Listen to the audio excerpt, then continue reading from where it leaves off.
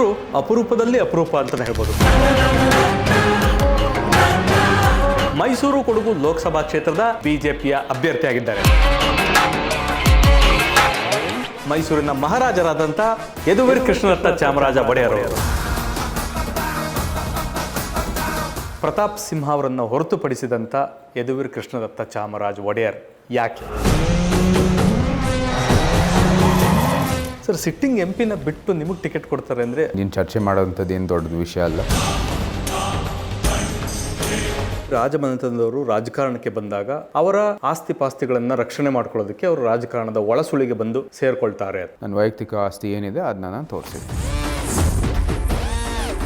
Sir, ನಿಮ್ಮ ಆಯ್ಕೆ BJP ಆಗಿತ್ತು, ನಿಮ್ಮ ತಂದೆಯವರ ಆಯ್ಕೆ ಕಾಂಗ್ರೆಸ್ ಆಗಿತ್ತು. ನನ್ನದೇ ಆದ ಒಂದು ಪ್ರೋಸೆಸ್ ಇತ್ತು, ನನ್ನದೇ ಆದ ಕೆಲವು ಸೂಕ್ಷ್ಮತೆಗಳು ಇತ್ತು. ಸರ್, ನಿಮಗೆ ವೈಯಕ್ತಿಕವಾಗಿ ಒಂದು ಐಡೆಂಟಿಟಿ ಬೇಕು ಅಂತ ಅನಿಸುತ್ತಾ? ನೀತಿ ನಿಯಮ ಮೂಲಕ ನೀವು ಬದಲಾವಣೆ ತರಬೇಕಂದ್ರೆ ಅದು ಬರೀ ರಾಜಕೀಯದ ಮೂಲಕ. ಯಾಕಂದರೆ ರಾಜಕಾರಣಕ್ಕೆ ಎಂಟ್ರಿ ಆಗಿದ್ದೀರಾ, ಈಗೇನಾದರೂ ಅರಮನೆಯಿಂದ ಹೊರಗಡೆ ಬಂದು ಎಲ್ಲಾದರೂ ಮನೆ ಮಾಡಬೇಕು, ಜನ ನಮ್ಮನ್ನು ಮೀಟ್ ಮಾಡೋದಕ್ಕೆ ಆ ಥರದ್ದು ಏನಾದ್ರು ಅನಿಸುತ್ತಾ? ರಾಜಕಾರಣಿಗಳು ತಮ್ಮ ಮನೆ ಬಿಟ್ಟು ಇನ್ನೊಂದು ಮನೆ ಮಾಡಲ್ಲ ಬರೀ ರಾಜಕೀಯ ಜೀವನಕ್ಕೋಸ್ಕರ. ಅದೇ ರೀತಿ ನಾನು ಕೂಡ ನನ್ನ ಮನೆ ಬಿಡಲ್ಲ. Raja versus common man. So it's equal playing field. ಇಲ್ಲ ಸಾಮಾನ್ಯರು ವರ್ಸಸ್ ಸಾಮಾನ್ಯರೇ ಇದೆ. ಎಷ್ಟರ ಮಟ್ಟಿಗೆ ವಿಶ್ವಾಸ ಇದೆ ಸರ್ ಗೆಲುವಿನ ಬಗ್ಗೆ? ಗೊತ್ತಿದೆ, ಅದರ ಜೊತೆ ಹೇಗೆ ಡೀಲ್ ಮಾಡ್ಬಿಟ್ಟು ಹೋಗಬೇಕು ಅಂತ ನಮ್ಗೆ ಗೊತ್ತಿದೆ.